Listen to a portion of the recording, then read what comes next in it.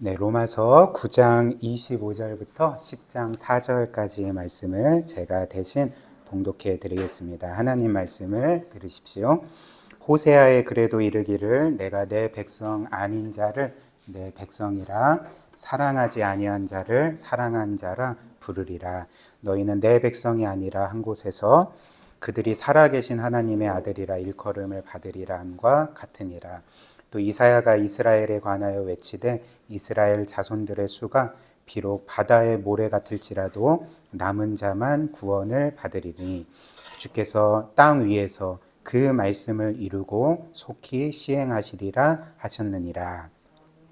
또한 이사야가 미리 말한 바 만일 만군의 주께서 우리에게 씨를 남겨두지 아니하셨더라면 우리가 소돔과 같이 되고 고모라와 같았으리로다 함과 같으리나. 그런즉 우리가 무슨 말을 하리요? 의를 따르지 아니한 이방인들이 의를 얻었으니 곧 믿음에서 난 의요. 의의 법을 따라간 이스라엘은 율법에 이르지 못하였으니 어찌 그러하냐? 이는 그들이 믿음을 의지하지 않고 행위를 의지함이라. 부딪힐 돌에 부딪혔느니라.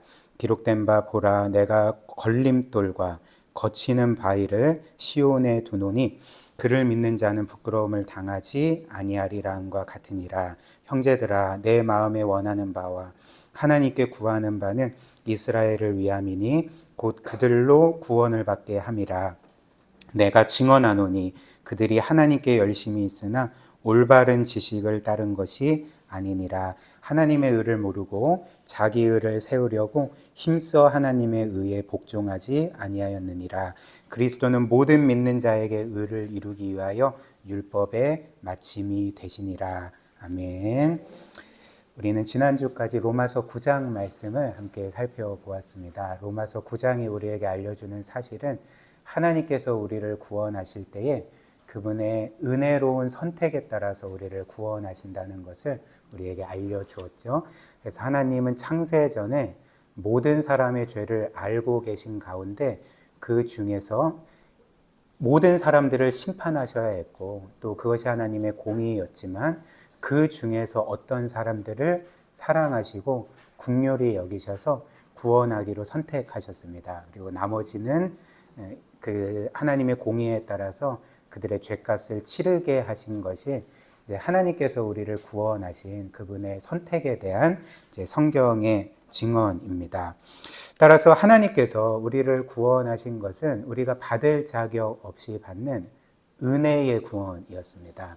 그리고 하나님께서 나머지 사람들을 심판하시는 것은 부당하거나 불의한 것이 아니라 그들의 죄에 따라서 하나님의 공의로운 법에 따라서 심판하신 것이 됩니다. 그리고 성경이 우리에게 이렇게 하나님의 선택하심에 대한 이 진리를 알려주는 그 목적을 우리가 살펴보았죠. 그래서 제가 여러분들에게 이렇게 말씀을 드렸습니다. 성경이 하나님의 선택 교리를 우리에게 알려주는 것은 우리로 하여금 옆을 보게 함이 아니다. 즉 우리의 옆에 있는 사람들을 보면서 누가 선택을 받고 누가 선택을 받지 않았는지 골라내라고 이 말씀을 우리에게 주신 게 아니라고 이제 말씀을 드렸죠. 또한 이 하나님의 선택 교리는 우리로 하여금 우리 앞을 보라고 주신 것도 아닙니다. 즉 우리의 미래의 삶을 전망하면서 혹시라도 내가 마지막 날에 선택받지 않은 것으로 드러나면 어떻게 하나 이렇게 끊임없이 걱정하고 염려하고 자신의 구원을 의심하라고 주신 말씀이 아니죠. 이 성경이 우리에게 전해주는 하나님의 선택에 대한 진리는 우리 옆도 아니고 앞도 아니라 우리 뒤를 보라고 주신 것입니다. 즉 우리의 지나온 과거의 삶을 돌아보면서 내가 구원받은 것이 내 손에서 이루어진 것이 아니라 하나님께서 창세 전부터 나를 사랑하시고 긍휼히 여기시고 선택하셨기 때문에 사실 내가 믿은 게 남들보다 뭔가 나았기 때문도 아니고 뭔가 어떤 선한 결단을 한 것도 아니고 뭔가 내가 그들보다 경건한 삶을 산 것도 아닌데 내가 인생의 어떤 시점에 믿은 것은 하나님이 나를 선택하셨기 때문이었구나. 이 모든 것이 하나님의 전적인 은혜구나라는 것을 이제 깨닫게 하는 목적으로 우리에게 이 선택 교리를 알려주신 거죠. 그래서 에베소서 우리가 1장 말씀에서 보는 것처럼 선택 교리에 대해서 우리에게 알려주면서 그 목적을 하나님의 은혜의 영광을 찬양하게 하려 함이라 이렇게 말씀하지 않습니까? 이제 이게 목적인 거죠. 그래서 이런 이유로 구원은 사람의 혈통을 따른 것이 아닙니다. 즉 우리가 혹은 어떤 사람들이 구원받은 것이 그가 하나님을 잘 믿는 어떤 특정 민족에 속했기 때문이거나 아니면 그의 부모님이 그렇게 신실하게 잘 믿는 사람이거나 아니면 기독교 집안이기 때문이 아니라는 거죠. 사실 이스라엘 백성은 이 점에서 굉장히 오류를 범했습니다. 자신들이 이스라엘의 혈통이기 때문에 하나님은 자신들을 구원하실 거다 이렇게 믿고 있었지만 성경은 결코 그렇게 말하지 않습니다. 또한 구원은 사람의 혈통뿐만 아니라 사람의 행위를 따른 것도 아닌 거죠. 이스라엘 백성은 여기서도 오류를 범했죠. 그래서 그들이 생각한 바는 우리 이스라엘 백성은 율법을 지키고 저 이방인들은 율법을 지키지 않으니까 율법을 지키는 우리는 구원을 받고 저들은 하나님께서 심판하실 거다라고 그렇게 생각을 했습니다. 결코 그렇지 않습니다. 하나님은 사람들이 어떤 특정 혈통이기 때문에 구원해 주시는 것도 아니고요. 기독교 가문에서 태어났기 때문에 구원해 주시는 것도 아니고요. 그리고 그가 어떤 남들보다 선하거나 훌륭한 삶을 살기 때문에도 구원해 주시는 것이 아닙니다. 모든 사람은 하나님 앞에 똑같이 죄인일 뿐입니다. 아무 소망 없는 죄인일 뿐이고 그렇기에 모든 사람들은 오직 그분의 창세 전에 시작된 그 사랑과 은혜와 그분이 기뻐하시는 뜻에 따라서 선택하신 것에 의해서 구원을 받는다는 것을 성경이 우리에게 알려주는 거죠. 그리고 이런 이유로 우리는 혈통상 이스라엘 백성도 아니고 또 우리의 행위를 보면 남들보다 더 훌륭한 삶을 산 것도 아님에도 불구하고 이런 우리가 다른 사람들을 제치고 그리스도를 믿고 구원받게 되었던 것입니다. 그래서 24절 보시면 우리가 지난주에 본 거죠.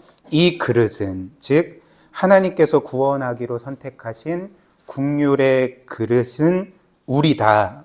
곧 유대인 중에서뿐 아니라 이방인 중에서도 부르신 잔이라 이렇게 말을 합니다. 그리고 사도 바울은 이제 이어서 하나님께서 사람들을 구원하실 때 그분의 창세전 사랑과 은혜와 선택에 따라서 구원하심을 그래서 이방인이었던 하나님의 백성이 아닌 이방인이었던 우리가 구원받을 수 있었던 이유를 이제 구약의 여러 구절들을 제시하면서 다시금 설명합니다. 확증합니다. 그래서 첫 번째로 로마서 9장 25절 26절입니다. 한번 보십시오. 25절 호세아서를 인용하죠. 호세아의 그래도 이르기를 내가 내 백성 아닌 자를 내 백성이라 사랑하지 아니한 자를 사랑한 자라 부르리라. 너희는 내 백성이 아니라 한 그곳에서 그들이 살아계신 하나님의 아들이라 일컬음을 받으리라 함과 같으니라 이렇게 말씀을 했습니다. 그래서 여기에서 일단은 내 백성이 아닌 자는 하나님을 원래 믿지 않던 하나님을 전혀 모르고 하나님을 거슬러 살았던 이스라엘 민족 입장에선 이방인들인 우리를 의미하는 거죠. 그런데 하나님은 그런 우리를 어떻게 하셨다고 합니까? 그분의 백성이 아닌 자를 내 백성이다라고 불러주시고 그분의 사랑을 받지 못했던 우리를 너는 내 사랑받는 자녀다라고 이제 불러주셨다는 거죠. 또한 두 번째로 로마서 9장 27절 28절입니다. 이사야의 글을 인용합니다. 또 이사야가 이스라엘에 관하여 외치되 이스라엘 자손들의 수가 비록 바다의 모래 같을지라도 남은 자만 구원을 받으리니 주께서 땅 위에서 그 말씀을 이루고 속히 시행하시리라 하셨느니라. 그래서 구약 성경에 따르면 하나님은 이스라엘이 끊임없이 하나님을 거스르고 우상 숭배를 하고 거역할 때 계속적으로 그들에게 회개와 구원의 기회를 주셨지만 그들은 끝까지 거부를 했습니다. 그래서 결국 하나님은 그들을 심판하셨죠. 근데 하나님께서 이스라엘 백성을 심판하실 때에 그 구약 성경에 따르면 남은 자들이라는 게 있습니다. 근데 이 남은 자들이라는 것은 어떤 사람들이냐면 하나님께서 심판 중에서도 그들을 진멸하지 아니하시고 이스라엘 백성의 어떤 수를 남겨두셨던 거죠. 구원하시기로 선택하시고 남겨두셨던 것입니다. 이것이 27절의 이제 남은 자입니다. 그리고 이렇게 남은 자들, 모든 이스라엘 백성이 심판받을 때 하나님께서 남겨두신 자들은 그들이 나머지 이스라엘 백성보다 더 훌륭했기 때문에, 끝까지 신앙을 지켰기 때문에 하나님께서 남겨두신 것이 아니었습니다. 이들 또한 똑같은 죄인이었거든요. 똑같이 우상 숭배한 자들이었습니다. 그렇다면 하나님은 이들을 왜 남겨두셨겠습니까? 하나님의 전적인 사랑과 긍휼에 따라서, 그분의 선택하심에 따라서 그냥 구원하시기로 남겨두셨던 거죠. 그리고 이제 28절에서 이렇게 남겨준 자들을 향해서 주께서 땅 위에서 그 말씀, 즉 구원의 약속을 이루고 속히 시행하시리라, 이렇게 약속을 하신 것입니다. 그래서 정리하자면 그들이 구원받은 것은 하나님의 전적인 은혜고, 그리고 하나님의 전적인 그 은혜의 선택하심에 의한 것이었음을 이 말씀이 또 우리에게 증명해 주고 있죠. 그리고 마지막 세 번째로 또 이사야의 말씀입니다. 29절 말씀. 또한 이사야가 미리 말한 바 만일 만군의 주께서 우리에게 씨를 남겨두지 아니하셨더라면 우리가 소돔과 같이 되고 고모라와 같았으리로다 함과 같으니라, 이렇게 말씀합니다. 그래서 우리가 방금 본 것처럼 하나님께서 이스라엘 백성을 심판하실 때 이제 남겨둔 자들이 있죠. 구원하시기로 남겨둔 자들이 있는데, 근데 뭐라고 말합니까? 우리에게 이런 씨를, 즉 남은 자들을 구원하시기로 남겨두시지 않았다면, 우리를 남겨두시지 않았다면 어떻게 됐다고 합니까? 우리가 소돔과 같이 되고 고모라와 같이 되었을 거다. 뭔 말입니까? 소돔과 고모라는 자신들의 죄 때문에 하나님께 심판을 받았죠. 하나님이 우리를 선택하시지 않았다면, 하나님이 우리를 구원하시기로 보존하시고 남겨두시지 않았다면 우리는 소돔과 고모라처럼 똑같이 우리의 죄 가운데 멸망했을 것이다. 그런데 우리가 이렇게 살아남은 것은 하나님의 전적인 은혜입니다. 지금 이렇게 말을 하고 있는 거죠. 그래서 결론적으로 우리도 마찬가지죠. 이스라엘의 남은 자는 사실 영적으로 우리를 의미합니다. 즉 우리가 구원받은 것은 우리가 어떤 것을 잘했기 때문도 아니고 남들보다 선하거나 훌륭했기 때문도 아니라 하나님이 창세 전부터 우리를 구원하시기로 남겨두셨기 때문에, 이 이유 하나로 우리는 그리스도를 믿고 구원을 받게 된 거죠. 그런데 이제 오늘 말씀으로 넘어가면 성경은 동시에 사람들이 이렇게 그리스도를 믿고 구원받는 것이 하나님의 선택에 따른 것이기도 하지만 그들이 믿었기 때문에 구원을 받았고, 구원받지 못한 자들은 믿지 않았기 때문에 구원을 받지 못했다라고 우리에게 계속적으로 말해 줍니다. 그래서 대표적인 말씀으로 요한복음 3장 말씀을 들 수가 있겠죠. 이것은 우리 주님이 직접 말씀하신 말씀이죠. 16절부터 18절. 하나님의 세상을 이처럼 사랑하사 독생자를 주셨으니 이는 그를 믿는 자마다, 구원의 조건은 그를 믿는 자마다 멸망하지 않고 영생을 얻게 하려 하심이라.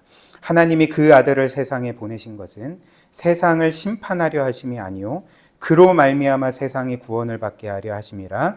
그래서 그를 믿는 자는 심판을 받지 아니하는 것이요 믿지 아니하는 자는 하나님의 독생자의 이름을 믿지 아니하므로 벌써 심판을 받은 것이로다, 이렇게 말을 합니다. 즉 성경은 늘 두 가지를 함께 말하는 거죠. 우리의 구원이 하나님의 창세전 그 사랑과 은혜의 선택에 의한 것이지만 또 한편으로는 믿어야 한다는 것입니다. 믿지 않으면 멸망하게 된다는 거죠. 그래서 이어서 로마서 9장 30절부터 32절이 이제 동일한 사실을 우리에게 알려줍니다. 그런즉 우리가 무슨 말을 하리요? 의를 따르지 아니한 이방인들, 즉 우리들이 의를 얻었으니 곧 믿음에서, 즉 예수 그리스도를 믿음으로 난 의요. 의의 법, 율법을 따라간 이스라엘은 율법에 이르지 못하였으니 어찌 그러하냐? 이는 그들이 믿음을 의지하지 않고, 즉 예수 그리스도를 믿지 않고 자신들의 행위를 의지함이라 부딪힐 돌에 부딪혔느니라. 그래서 이방인인 우리가 구원받은 것은 그리스도를 믿었기 때문이고, 원래 하나님의 백성이었던 이스라엘 백성이 그렇게 죄 가운데 멸망하게 되는 처지에 이르게 된 것은 믿지 않았기 때문이다. 이렇게 말을 합니다. 따라서 저는 오늘 이 본문 말씀을 두 부분으로 좀 살펴보려고 합니다. 근데 이 내용이 좀 많아서 이렇게 나눠서 오늘은 첫 번째 사실을 살펴보고 다음 주는 이제 저의 선배이기도 한 양승일 목사님이 오셔서 말씀을 전해주시고 다음 주에 이어서 말씀을 살펴보겠습니다. 그래서 이 말씀을 두 부분으로 살펴볼 텐데, 첫 번째로 의를 따르지 않았던 우리가 의를 얻게 된 이유를 살펴보겠습니다. 이게 오늘 살펴볼 말씀이고, 다다음 주는 의를 따른 이스라엘이 의를 얻지 못한 이유를 살펴보도록 하겠습니다. 그래서 첫 번째, 원래 의를 따르지 않았던 우리가 의를 얻은 이유. 두 번째, 원래 의를 따랐던 이스라엘 백성이 의를 얻지 못한 이유. 이렇게 두 부분으로 순서로 살펴보겠습니다. 오늘은 의를 따르지 않았던 우리가 의를 얻게 된 이유를 살펴보겠습니다. 30절 한 번만 더 보십시오.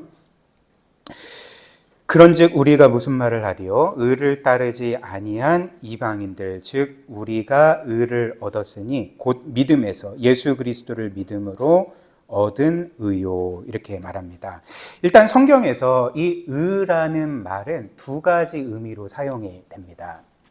그래서 오늘 우리가 읽은 이제 이 30절의 처음에 나오는 우리가 의를 따르지 아니하였다라고 할 때 이 의는 어떤 의냐면 하나님의 우리를 향한 의로운 뜻입니다.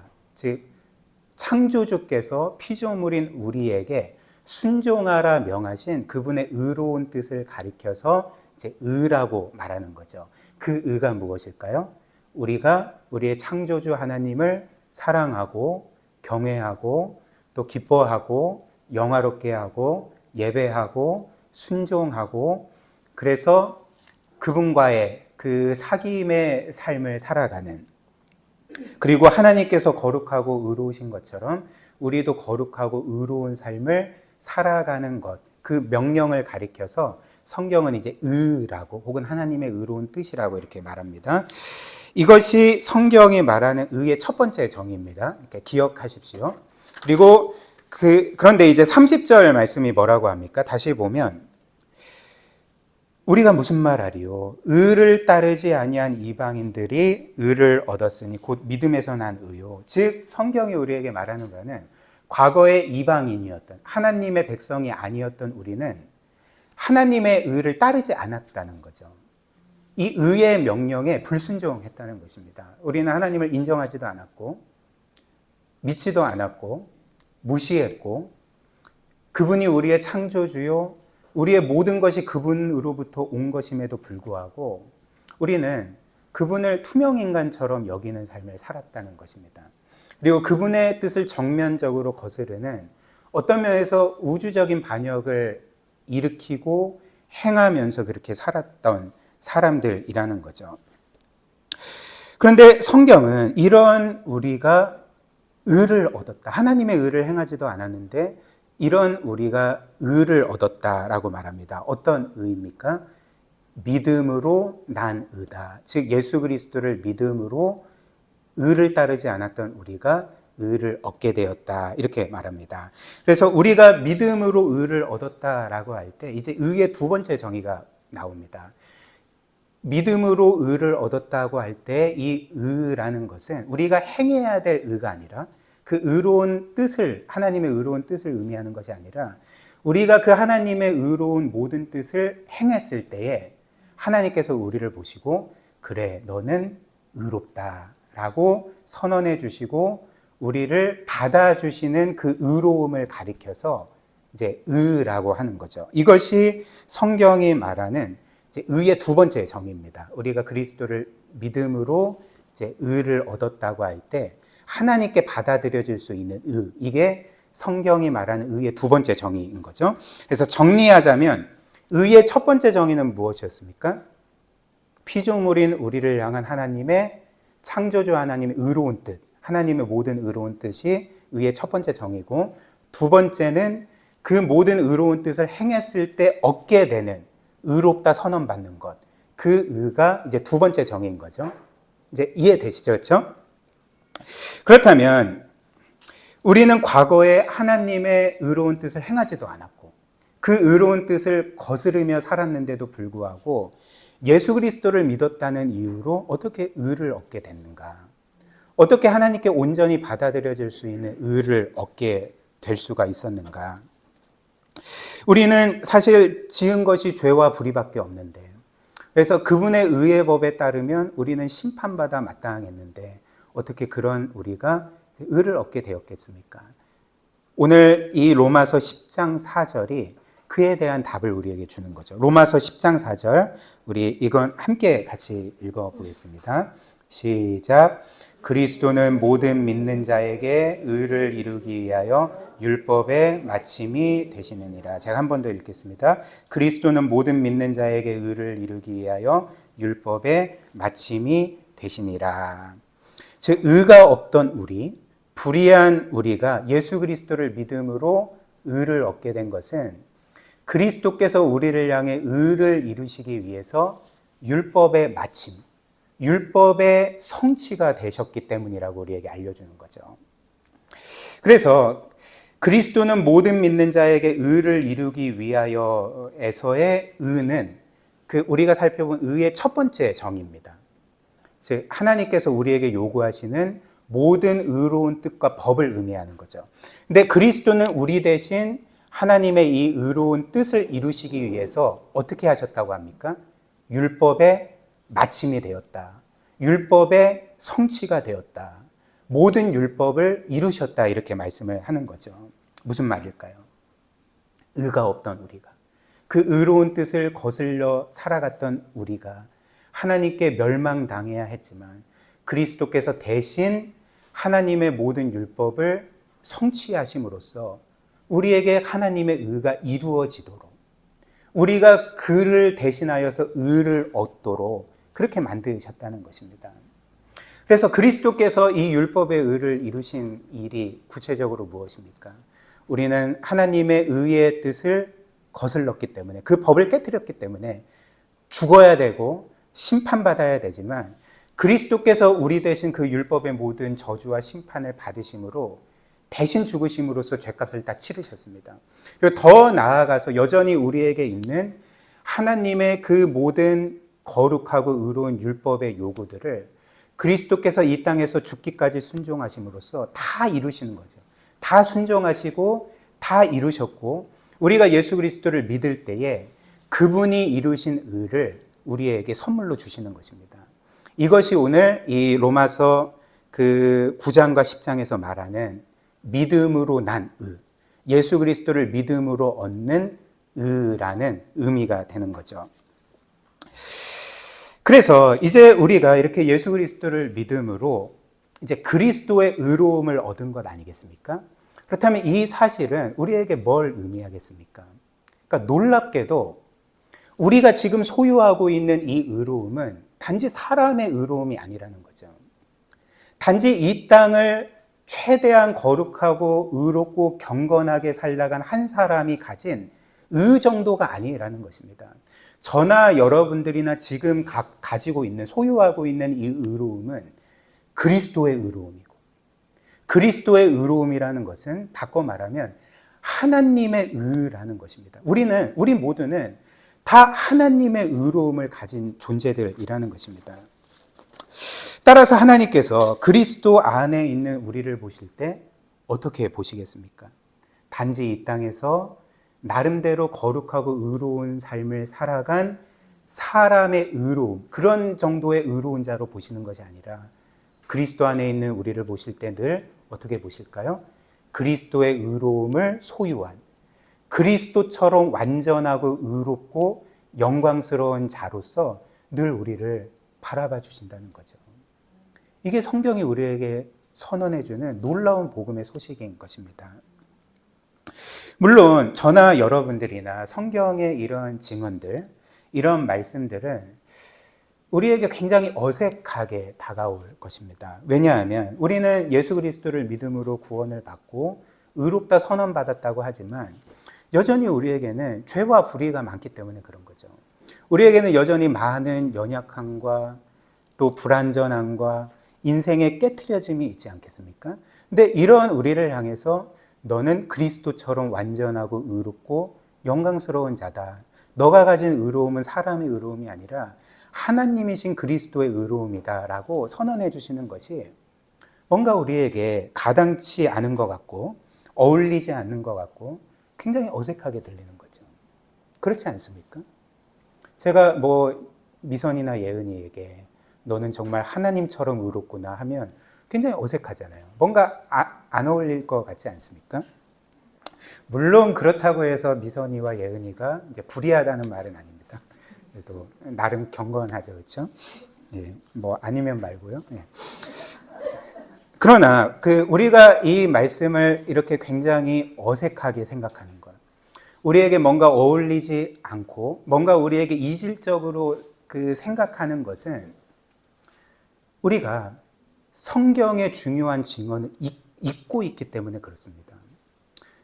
우리가 이 사실을 어색하게 여기는 것은 우리가 복음의 핵심을 잊고 있기 때문에 그렇다는 거죠. 복음의 핵심이 무엇입니까? 그것은 하나님께서 우리를 의롭다 선언해 주시고 의로운 자로 받아주실 때에 우리의 의로움을 보시고 우리를 의롭다 선언해 주시는 것이 아니라 그리스도의 의로움을 보시고 우리가 소유한 그 완전하고 영원한 의로움을 보시고 우리를 의롭다 선언해 주시는 것이기 때문에 우리에게는 이것이 어색하게 여겨지고 낯선 것으로 여겨지고 이질적인 것으로 여겨질지라도 성경은 그게 사실이다라고 말을 하는 거죠. 그게 진짜다라고 말을 하는 거죠. 너희는 진짜 그리스도의 완전하고 영원한 의로움을 지금도 소유하고 있는 자다라고 우리에게 분명하게 알려주는 것입니다. 그리고 이런 하나님의 선언, 너는 그리스도처럼 의로운 자다라는 이 선언은 영원히 지속되는 거죠. 결코 취소되거나 중단되는 것이 없습니다. 왜냐하면 그리스도의 의로움이 영원하시기 때문에 우리의 의가 되시는 그리스도가 영원하고 불변하기 때문에 그분의 의로움을 얻은 우리도 영원히 의롭다 선언받고 의롭다 여김받고 받아들여지게 되는 것입니다. 이런 이유로 여러분들이 학창 시절에 학교에서 배운 16세기의 유럽의 위대한 종교 개혁자 두 사람이 있는데요. 마르틴 루터와 존 칼빈이 있는데 이 마르틴 루터가 이렇게 우리가 예수 그리스도를 믿음으로 얻는 의를 가리켜서 이제 이렇게 표현을 했습니다. 우리가 얻은 그리스도의 의는 낯선 의다 이렇게 표현을 했습니다. 그래서 영어로는 alien righteousness라고 이렇게 표현을 했는데 alien이라는 단어 아시지 않습니까? 물론 여러분들이 어떤 한 영화를 떠올리시겠지만 영어 단어 alien이라는 것은 이제 외국의 혹은 이질적인 낯선 이런 의미가 되는 거죠. 마르틴 루터는 이렇게 우리가 예수 그리스도를 믿음으로써 얻은 그분의 의를 낯선 의, 우리에게 이질적인 의라고 그렇게 표현하여 설명을 했습니다. 왜 그럴까요? 왜냐하면 일단은 이렇게 완전하고 흠이 없고 영원한 이 영광스러운 의는 우리가 이 세상에서 볼 수 없는 의이기 때문에 그렇습니다. 사람들 중에 결코 찾을 수 없는 의이기 때문에 그렇습니다. 이런 면에서 우리가 얻은 이 그리스도의 의를 마르틴 루터는 낯선 의라고 불렀던 거죠. 그러나 복음은 무엇입니까? 복음이 우리에게 알려주는 사실은 무엇입니까? 이것이 우리에게 낯설지라도 예수 그리스도의 낯선 의는 우리에게 진짜 주어졌다. 우리에게 지금도 이질적으로 여겨질지라도 이 의는 진짜 우리의 영원한 의로움이다. 이게 이제 복음인 거죠. 또한 마르틴 루터는 이 의로움을 이제 그리스도께서 그분을 믿는 우리에게 정가해 주신 의라고 표현을 했습니다. 그러니까 이 그리스도의 의를 정가된 의, 즉 imputed righteousness라는 단어로 표현을 했던 것입니다. 왜 그럴까요? 왜 이것이 정가된 의일까요? 왜냐하면 이 의는 원래 우리의 의가 아니었죠. 그렇죠? 우리는 의가 하나도 없었습니다. 불의한 자였습니다. 근데 어느 순간 그리스도의 의가 우리에게 선물로 주어졌습니다. 즉 이게 정가된 의라는 의미는 원래 우리의 것이 아닌데 그리스도께서 자신의 의를 우리에게 정가시켜 주셨기 때문에, 옷 입혀 주셨기 때문에 마르틴 루터는 이 의를 가리켜 이제 정가된 의라고 이제 말했던 것입니다. 따라서 우리가 확신할 수 있는 바가 무엇일까요? 이 그리스도의 의로, 이 낯선 의, 정가된 의는 영원히 우리의 것이라는 것, 저의 것이고 여러분들의 것이라는 것을 우리가 굳게 믿어야 하는 거죠. 마지막으로 적용 3가지 하고 말씀을 마무리하겠습니다. 오늘 굉장히 설교가 일찍 끝날 것 같은데 첫 번째 적용입니다. 그렇다면 나는 이렇게 그 성경이 누구든지 예수 그리스도를 믿으면 그분의 의로움을 값없이 받는다고 하는데, 그렇다면 나는 예수 그리스도를 믿음으로 그분의 의로움을 얻었다는 것을 이제 어떻게 확인할 수가 있는가? 어떻게 확신할 수가 있는가? 즉 바꿔 말하면 무슨 말이겠습니까? 나는 나의 믿음이 진짜라는 것을 어떻게 확인하고 확신할 수 있는가? 우리는 이런 질문을 할 수 있지 않겠습니까? 이에 대해서 성경이 알려주는 한 가지 방법이 있습니다. 한 가지 길이 있습니다. 그 방법은 무엇이냐면, 지금 우리가 우리 자신의 구원의 근거와 우리 자신의 정체성의 근거와 또 우리 자신의 자존감의 근거로서 누구의 의를 의지하고 있는지를 보는 거죠. 즉 나는 나의 구원의 근거와 나의 정체성과 가치와 삶의 의미와 또 나의 자존감의 근거로서 나의 의로움을 의지하고 있는지, 아니면 예수 그리스도의 의로움을 의지하고 그 의에 나의 모든 소망을 두고 있는지를 볼 때에 우리는 우리가 진짜 믿고 있는지 아닌지를 이제 확인할 수가 있게 된다는 것입니다. 왜냐하면 성경이 말하는 참 믿음이 이런 것이기 때문에 그렇습니다. 성경은 이 믿음이라는 것을 여러 가지 방면으로 표현을 하죠. 근데 한 가지 성경이 우리의 참 믿음에 대해서 표현하는 것은 무엇이냐면, 이 참된 믿음은 내가 내 자신의 의를 철저하게 부정하고 오직 나의 구원과 정체성과 나의 자존감의 영원한 근거로서 예수 그리스도의 의로움만을 전적으로 받아들이는 것이기 때문에 그렇습니다. 이게 참 믿음인 거죠. 그래서 참된 믿음은 이사야가 말한 것처럼 나의 최상의 의로움이라 할지라도 하나님께는 더러운 옷과 같고 오물과 같아서, 그래서 나의 의로움으로는 하나님께 결코 받아들여질 수 없고, 나는 율법의 저주와 심판과 멸망 아래 있지만 오직 나를 영원토록 구원하고 하나님께 받아들여질 수 있는 그리스도의 의로움만을 내가 바라보고 의지하고 붙들고 거기에 나의 모든 소망을 둡니다. 이런 고백이 성경이 말하는 참된 믿음이라는 것입니다. 그런데 만약 내가 나의 구원과 나의 정체성과 그리고 나의 삶의 의미와 가치와 나의 자존감의 근거로서 여전히 나의 의로움을 의지하고 있다면, 나의 어떤 행위나 나의 어떤 성취나 나의 어떤 도덕성이나 혹은 나의 어떤 그 내가 내세울 수 있는 어떤 것을 나의 그 의로움으로 삼고 있다면, 즉 나는 뭐 나름대로 매주 예배도 드리지, 물론 뭐 가끔씩 빠질 때도 있지만 뭐 이게 나의 의로움이거나, 혹은 나는 그래도 저 믿지 않는 사람들보다는 낫지 않아? 라거나, 혹은 뭐 나는 뭐 가끔씩 죄를 짓지만 그래도 현저히 죄를 안 짓는 것 같으니까 하나님께서 나를 받아주실 거 아니야? 그러니까 이런 식으로 여전히 나의 의로움에 나의 모든 소망을 두고 있다면 성경이 말하는 바가 무엇입니까? 나는 그리스도를 진짜 믿고 있는 게 아니라는 거죠. 왜냐하면 그리스도를 믿는다는 것은 그분의 의로움을 믿는 것입니다. 그분의 의로움에 나의 모든 소망을 두는 것입니다.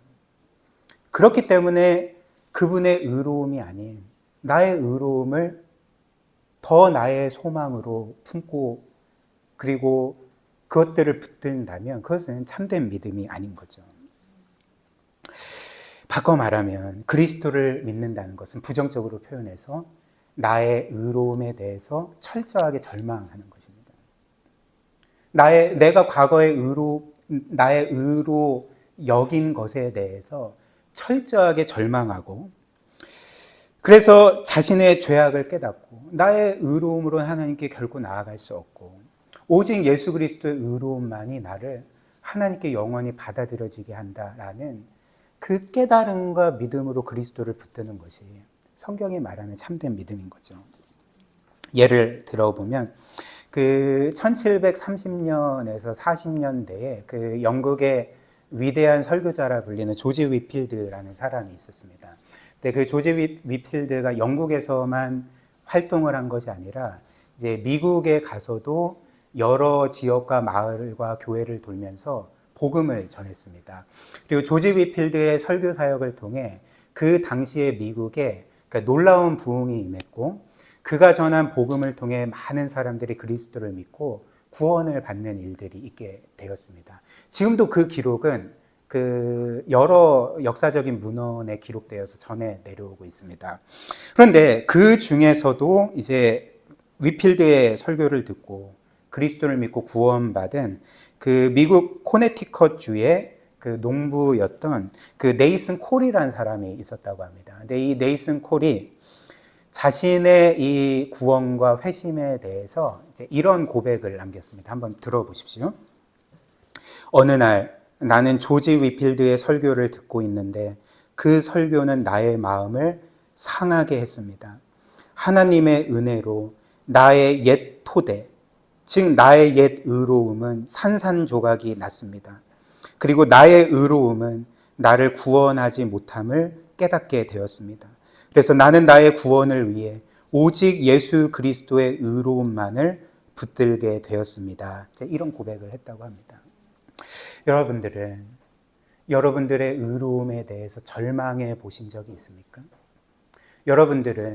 여러분들이 붙들고 있던 의로움들이 산산조각 나는 경험을 해보신 적이 있습니까? 어느 순간에 이 복음을 듣고 성령께서 우리의 마음에 빛을 비춰주실 때 내가 얼마나 큰 죄인인지, 얼마나 많은 죄를 지은 죄인인지, 아무 소망 없는 죄인인지를 깨닫고 여러분들의 의가 하나님께는 더러운 옷과 같고 오물과 같은 이런 내 의가 산산조각 나고 무너지는 경험을 해보신 적이 있습니까? 아니면 여전히 예수 그리스도의 의로움이 아니라 자기의 의로움에 모든 소망을 두고 자신의 이 의로움 때문에 하나님께 받아들여질 거라는 그런 착각을 하며 살고 계시지는 않습니까? 만약에 우리의 의로움이 아니라 예수 그리스도의 의로움이 나의 최고의 것이고 나의 최고의 보물이고 나의 전부라면, 그렇게 고백할 수 있다면 성경에 따라 우리는 예수 그리스도를 믿고 있는 것입니다. 예수 그리스도를 진짜 믿고 있는 것이고, 그렇기 때문에 이 예수 그리스도의 의로움은 우리의 것이라 확신할 수가 있는 거죠. 이게 이제 첫 번째 적용입니다. 그러니까 두 번째 적용은 오늘 말씀처럼 우리의 그 믿음으로, 예수 그리스도를 믿음으로 얻은 이 의가 이제 우리의 불완전한 의가 아니라 예수 그리스도의 완전하고 영원한 의로움이라면, 하나님께서 이 그리스도의 의로움에 의거해서 우리를 의롭다 선언해 주신 것, 우리를 영원토록 받아주신 것은 결코 취소되지 않습니다. 결코 변하지 않습니다. 변경되지 않습니다. 하나님께서 우리를 의롭다 선언해 주신 판결은 영원토록 지속됩니다. 예를 들면 만약 저나 여러분들이나 처음부터 하나님께 의롭다 받아들여진 근거가 이제 우리의 의로움이라고 생각을 해보십시오. 여러분들은 여러분의 신앙행위와 열심과 성취와 도덕성과 의로움으로 하나님께 받아들여졌습니다. 너는 의롭다 선언받았습니다. 근데 이 의로움은 우리를 영원토록 하나님께 받아들여지게 할 수가 없는 거죠. 왜냐하면 오늘은 의롭게 살아도 얼마든지 내일은 불의한 삶을 살아갈 수 있는 게 우리이기 때문에 그런 거죠. 그렇다면 어제는 너는 의롭다 선언을 받았지만 내일은 너는 불의하다 이렇게 선언받을 거 아니겠습니까? 그러나 우리가 하나님께 이렇게 의롭다 선언받고 그분께 그리스도처럼 의로운 자로 영원히 받아들여지는 근거가 우리의 의로움이 아니라 그리스도의 영원한 의로움이라면, 그리고 그 어떤 것도 그리스도의 의로움을 없애거나 변경하거나 취소할 수가 없다면 하나님께서 우리에게 내리신 의롭다 선언하신 판결은 영원한 거죠. 변하지를 않는 거죠. 우리가 죄 가운데 거할지라도, 불의한 삶을 살지라도, 그리고 잠시 하나님을 떠난다 할지라도 이 판결은 결코 바뀌지가 않습니다. 이것을 우리가 기억해야 되는 거죠. 이와 관련해서 기독교 역사상 가장 유명한 저작 중에 한 책인 철로 역정을 지은 존 버년의 이야기가 우리에게 울림을 주는 것 같습니다. 이 존 버년은 우리는 굉장히 경건하고 또 뛰어난 설교자로 기억을 하지만 사실 이 사람은 회심하기 전까지는 늘 불안과 공포 가운데 휩싸인 삶을 살았습니다. 그래서 그는 그리스도를 믿음으로 구원받기 전에는 늘 죄책감, 공포, 하나님께서 나를 심판하실 거라는 그 공포 가운데 늘 벌벌 떨면서 살았던 사람인 거죠. 그리고 그가 말하기를 나는 성경을 계속 읽으면 이 죄책감과 공포심이 더욱더 커진다. 이렇게 또 고백을 했습니다. 왜냐하면 이 성경을 그리스도께서 우리를 위해 이루신 구원의 책으로 보지 않고 우리가 뭔가 행해야 될 율법의 목록으로만 생각하면 당연히 공포에 빠지게 되는 거죠. 근데 그는 어느 날 이제 예수 그리스도를 믿고 구원에 이르게 되었고 자신이 구원에 이르게 된 과정에 대해서 이제 이렇게 고백을 합니다. 그래서 이것이 이제 그가 지은 죄인 괴수에게 베풀어 주신 하나님의 풍성한 은혜, 놀라운 은혜라는 책에 이제 기록되어 있는데요. 한번 들어보십시오. 존 버년의 말입니다. 어느 날 나는 들판을 지나고 있었는데 갑자기 한 문장이 생각났다. 너의 의로움은 하늘에 있다. 너의 의로움은 하늘에 있다. 이때 나는 지금까지 읽은 성경의 모든 내용을 믿음의 눈으로 결합시켰다. 나는 믿음의 눈으로 하나님 우편에 앉아 계신 예수 그리스도를 보았고 저기에 나의 의로움이 있다. 저기에 나의 의가 되시는 예수 그리스도가 있다는 사실을 깨닫게 되었다. 따라서 하나님은 나에게 오늘 너의 의로움이 어디에 있느냐라고 결코 말씀하실 수가 없다. 왜냐하면 나의 의로움은 언제나 하나님의 보좌 앞에 계시기 때문이다. 즉 나의 의로움이신 그리스도께서 늘 하나님 앞에 계시기 때문이다.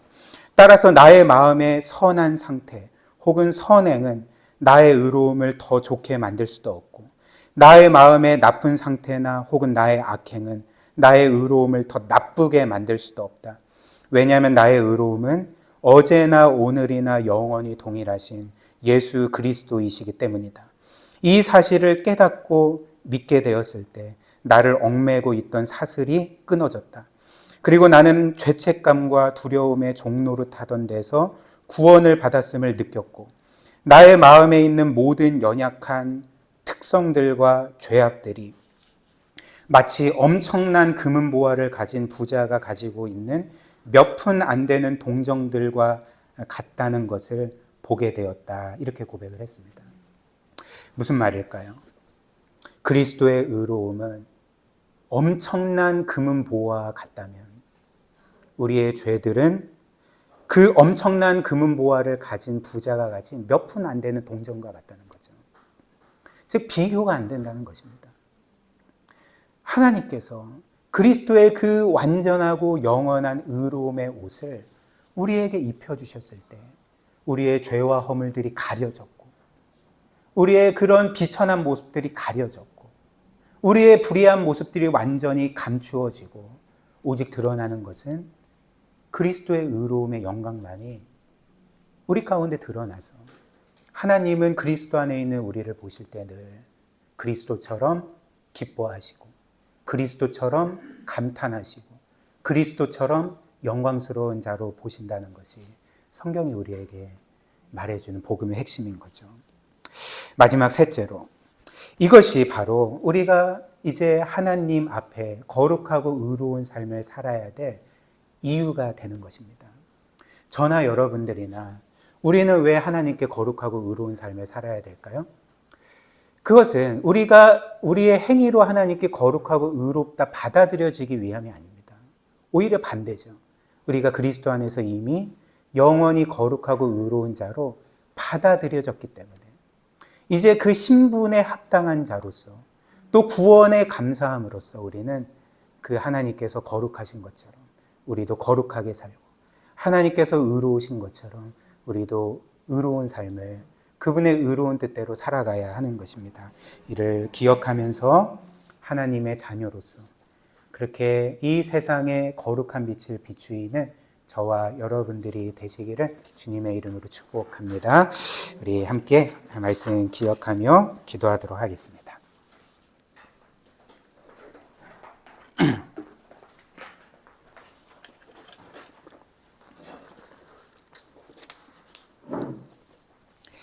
이 시간 우리 들은 말씀 기억하면서 참 얼마나 놀라운 말씀입니까? 저도 그렇고 여러분들도 그렇고 사실 우리는 우리 자신이 어떤 존재인지 알지 않습니까? 남들은 몰라도 우리는 우리의 죄를 알고 있고 불의를 알고 있고 욕심을 알고 있고 우리가 얼마나 깨트려지고 불완전한 존재인지를 우리 자신이 너무나도 잘 알고 있지 않습니까? 그러나 하나님은 내가 너에게 그리스도의 의로움을 줬다.